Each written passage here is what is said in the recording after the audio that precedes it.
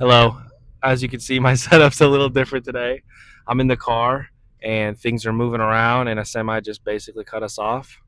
My sunglasses are broken, and I'm dying of heat in this car. But today I'm here to talk about The Long Walk, the new movie that just came out. If you didn't watch my previous video, I critiqued and talked about The Long Walk, the book written by Stephen King, which this movie is based on. And I didn't really care for the book. I thought it was pretty boring, pretty repetitive. Ending was not satisfying at all, and it left me with a lot more questions than I had answers, and not in a good way. It was just not for me. I thought it was a pretty boring book, and that's why I think Stephen King might be a fraud. But I was pretty excited to watch this movie because it had really good reviews, and I love watching movies for a book that I've already read. I think it's really interesting to see how they do it on the movie, who they cast as the characters, these characters in your head. You know, you kind of create their face, their voice, their body language, these things. So it's cool to really see it on the screen for the first time. Um, but so the movie, The Long Walk, I watched it with my girlfriend a couple days ago. I really enjoyed it. It was honestly a really good movie. I think they did a lot better with some things than in the book. One of my big complaints with the book was like they didn't really explain the reasoning for them signing up for the long walk because it's voluntary. Like you have to win a lottery. Like the kids that are on the long walk are lucky. I guess I should give a little previously on the last episode recap here. The long walk is basically a dystopian future, kind of Hunger Games style competition where in the book 100 guys like from ages like from 16 to like 20, like young men, go on a walk until there's one guy walking left. If you break below the speed too many times or you veer off or you quit, you get shot in the head. So it's basically a death march, and the last guy still going the speed wins. In the book it's 100 people. In the movie it's only 50 people. They end up walking like 300 miles before finally our last man standing survives.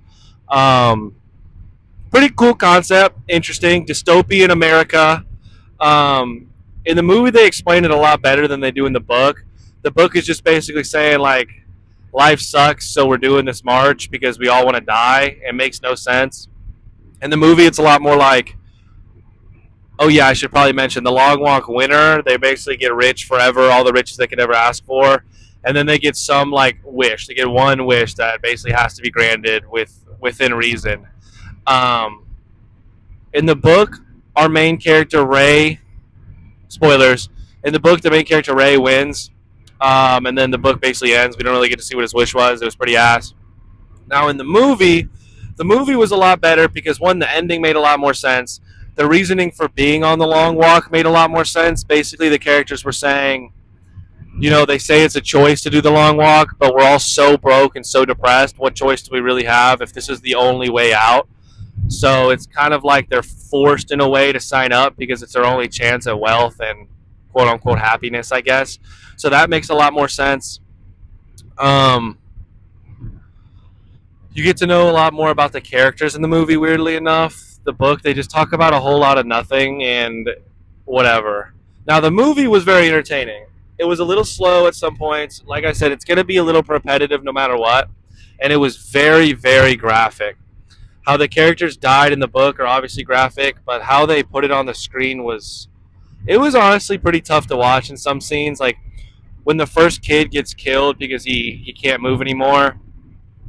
I really thought they were gonna like cut the screen away and then you would hear the gunshot like they do a lot of times, but no, you saw this kid's brains on the ground. It was pretty rough to watch, but you know it's Stephen King, right? It's graphic. It made it good. It made it entertaining. It made you stressed. I really liked this movie, and the ending was far better. So if you're planning on watching the movie and you haven't watched it yet, this is your fair spoiler warning moment. I would definitely turn this off right now if you have not seen the movie because this is going to ruin a lot of it. So fair warning. All right. So basically, a lot of our characters die along the way. Our kind of main squad survived for a pretty long time. It really shows the sides of exhaustion and battling and fighting with your brain and continuing no matter what, and the entire just graphic fucked up nature of this competition really gets explored. Our main character has some extremely visceral and human reactions every time somebody gets shot. He's always like, this is fucked. What the fuck, man? This whole thing is awful. And in the book, you really don't get a lot of that. Now, in the movie, it's really based on the friendship created between Ray and Pete. Um, Ray and Pete are strangers when they show up, but they quickly become friends, comrades, and really help each other get through this competition. They have some pretty good plot armor in the beginning, but Pete saves Ray's life like several times, and then Ray ends up saving Pete's life as well. So they really become fucking homies in this, and it's really honestly a great, not romance, not a romantical way, but like it's honestly a really sweet love story between friends, and like they really become brothers in this. Now, this book is or this movie was very depressing because you really do grow to like these characters. I mean, there's only like 5 or 6 that really get a lot of screen time, so you get 2 hours with these guys, and they build a really close bond and friendship. And it is really rough when inevitably they all get picked off one at a time in the most tragic ways that they can't avoid. I mean, you're walking for 200 miles straight with no sleep, like your feet just give out, people, and it's really sad. But it ended up being, plot armor wise, ends up being Pete and Ray in the end. And I really, really, really like the ending in this. So basically, Ray's dad was killed by the major and the corrupt government because he was sharing banned books and materials. So this is in a post-random civil war, I guess the U.S. has in the history in the future. As a dystopian world where you can't talk about books or movies that happened in the past. Ray's father was spreading these books and teaching them to Ray, and so the major went to his house and killed him. The major is like the leader of this new country, and he's kind of the leader of this whole long walk. Like he's giving a motivational speech to the boys, being like, "You guys got some fucking sack. Go win!" Like it's kind of corny, but it's honestly pretty cool. He's played by Mark Hamill, and he does a pretty good job. It's kind of a less like a minor character, but it's still pretty cool to see him in this. He does a good job with it. So Ray's whole plan is to win. His wish is to get a gun to kill the major, because at the end the major shows up and congratulates you with the big crowds and fireworks and shit. And that's Ray's whole reason for doing this. And he tells Pete this, and Pete is basically like, "Bro, you can't do that. Like you're just gonna get killed. What about your mom? What about this? What about that? You did all this just to die. Like if you're the one who wins this thing, then all of us died for literally nothing. You didn't even use this shit." So basically, it's Pete and Ray right at the end. They're both really struggling to walk, and Pete says in the book or the movie, sorry, earlier, like, "Hey, when it's time, I don't really care about winning that much.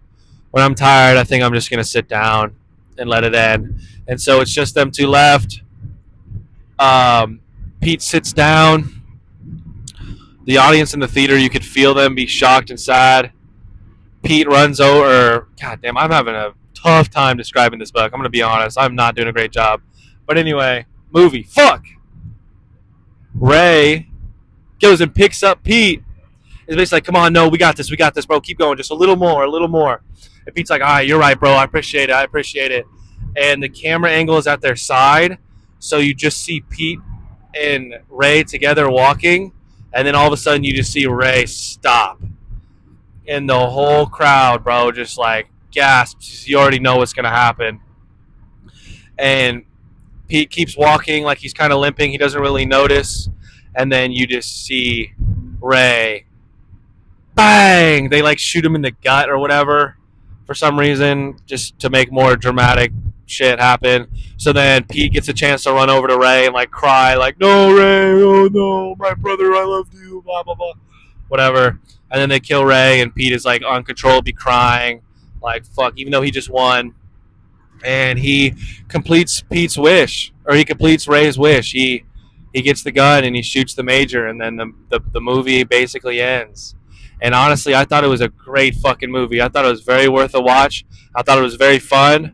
That's about it. I thought this was one of the rare times where the movie was truly significantly better than the book, and I really enjoyed that. So if you're watching this, you probably haven't seen it because all the spoiler warnings. So I hope you guys liked it as well. Let me know your thoughts on it. And yeah, I'm excited to watch the next fucking book movie. The next one coming up that I can really think about is like a year out, and it's Hail Mary. I think it's called the Hail Mary Project or something like that. It's written by the same guy who wrote The Martian. I think his name's like Andy something, Andy Weir, Andy Weir. And I did read The Martian after I watched the movie. I really enjoyed it. So I'm definitely gonna read Project Hail Mary before I watch the movie. The main character looks like it was casted by Ryan Gosling, so I'm kind of curious on how that'll play out. But yeah, excited to read the book for that and then watch the movie. But all right, that's about it. Long walk, kind of a banger. I fuck with it. All right, I'm about to go eat some food. Colts play the Broncos later. For the shoe, let's fucking go. Doses.